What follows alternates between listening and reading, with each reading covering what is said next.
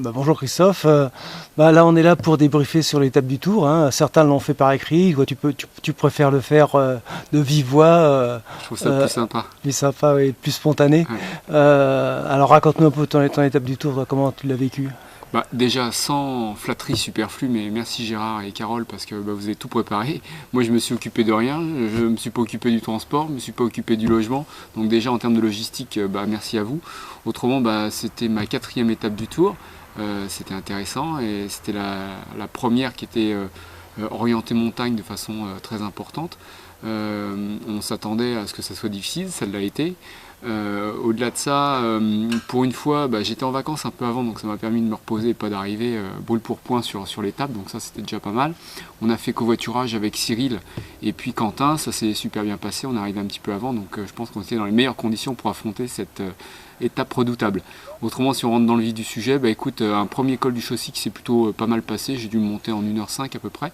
Donc avec ça, un départ en fanfare, j'ai cru comprendre. Ah oui, parce que Quentin, c'est la nouvelle génération, ça. Il avait un Dossard 4000, mais il est venu avec moi dans le sas des 2000. Alors on s'est dit, dans le col, on aimerait bien pas être emmerdé par des retardataires, donc tout de suite on a pris un départ un peu tonitruant, et on s'est retrouvé assez rapidement dans les premiers du sas 2000, et effectivement on n'a pas eu de problème pour monter le Chaussy. Pas embêté avec à marcher ou à être gêné par des collègues qui montraient un petit peu moins vite. Donc le Chaussy, ça s'est bien passé, belle descente. Alors je crois que c'est dans la descente du Chaussy où il y a eu un gars qui était tombé. Moi je l'ai vu sur le bas-côté le gars, mais j'ai pas été arrêté du tout. Donc ça a été un plus aussi.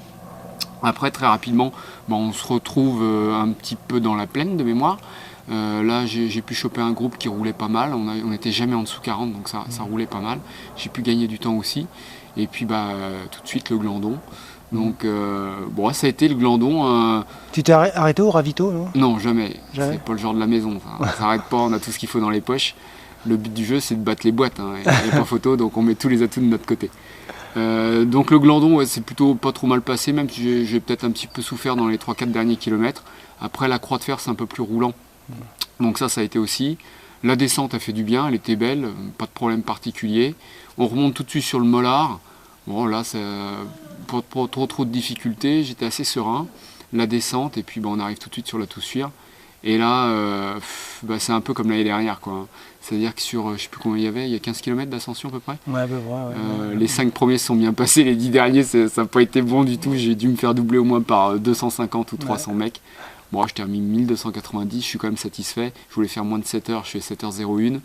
Et puis, je donne tout de suite rendez-vous à Fabrice Boitier l'année prochaine pour le taper. J'ai déjà tapé son frangin, en velin de fait. Ça, c'est fait. Et le Fabrice, il met 14 minutes, je crois, de mémoire, mais je crois qu'il a été pas mal arrêté par l'incident. Ouais. Donc, il a fait aussi une belle étape, bravo à lui. Puis, bravo à tous ceux qui l'ont fait, terminé ou pas terminé, parce que c'était une belle aventure. Ok, donc rendez-vous l'année prochaine alors. Ah, sans faute. Ok, allez, merci. Salut Gérard, merci.